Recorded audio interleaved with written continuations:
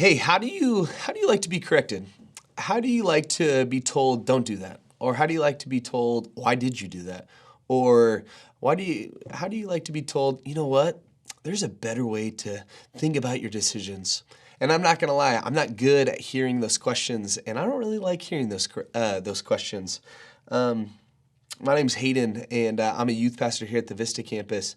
And I'm a big fan of questions because I think it ultimately helps us connect and correct the future generation, which I've been working with for the past 14 years with high schoolers and junior hires, and even my own kids who are in elementary.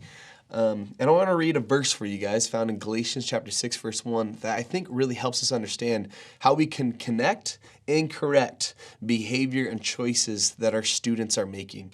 And it says this, it says, brothers and sisters, if someone is caught in sin, they're making a bad choice. You who live by the Spirit, we're Christians that are trying to help them, should restore them and restore them gently. But watch yourselves, or you also may be tempted. And what I've learned over the years is that when we ask clarifying questions, we get more context of really what's going on. Hey, help me understand. Or why are you hurt by this? Or what was your response of why did you lash out in anger? Or what is the boundary that we're missing of why you're crossing that boundary over and over again? Because I feel like we're disconnecting with what the rules are in our household or in our ministry. And really what starts to happen is you start to see a little bit more of why they're choosing this behavior or this action. And honestly, we get this from Jesus, right? If we think about the Gospels, we think about Jesus, and very rarely does he give an answer, but he actually asks over 300 clarifying questions.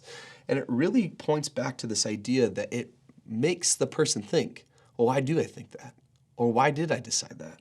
Or why was my decision this? Or what were my choices leading up to what I think and what I do? And it encourages us to get to the root of the problem.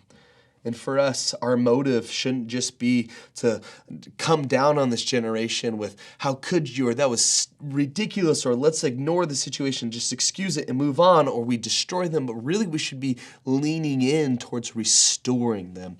And that word restoring is actually the idea of fixing a broken bone, that we're asking questions to help restore a bone that has been broken. And this kind of happened literally 6 or 7 weeks ago. I was in the other room. We were cleaning our house, and I heard this loud bang and then a yell and a screech. And I'm like, uh-oh, I've got a 6 and a 4-year-old. And I'm like, who's crying? Who's hurt? I start running to the other room, and I see my wife. She's down on the ground, and she's gasping for air. And I'm like, what's going on? I immediately jump down. I start asking all the questions. Where's it hurt? What's going on? Is it your toe? Is it your ankle? What's going on? My 4 and my 6-year-old, it's just pure chaos.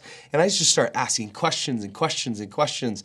Probably not with the best tact, but I really want to know, where's the pain? Where's the hurt? What do we need to do? Because it was like, do we need to go to the emergency room? Do we need to perform surgery right now? Which that would have not have been a good idea. Is this a doctor's visit that's in 2 weeks? Is this, urgent care, emergency, whatever's going on?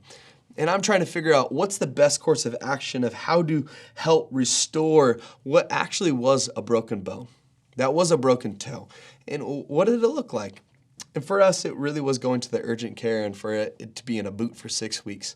But I would have never known what to do if I didn't gently ask those questions of what's going on? How can I help? And let the pain die down, let the emotions die down a little bit, and really to get to the root of the problem. And that really came with asking clarifying questions.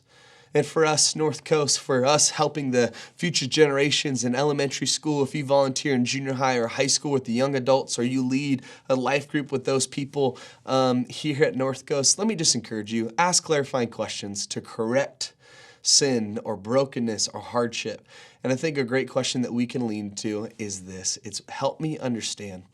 Help me understand what's going on. Help me understand what led to this decision, or help me understand what's going on in your life, because oftentimes the choice of the behavior is really something that's going on beyond what is the choice of the behavior they're doing. Let's be a generation who's trying to connect and correct with gentleness and helping them understand that we're leaning into asking questions first. I hope you have a great day.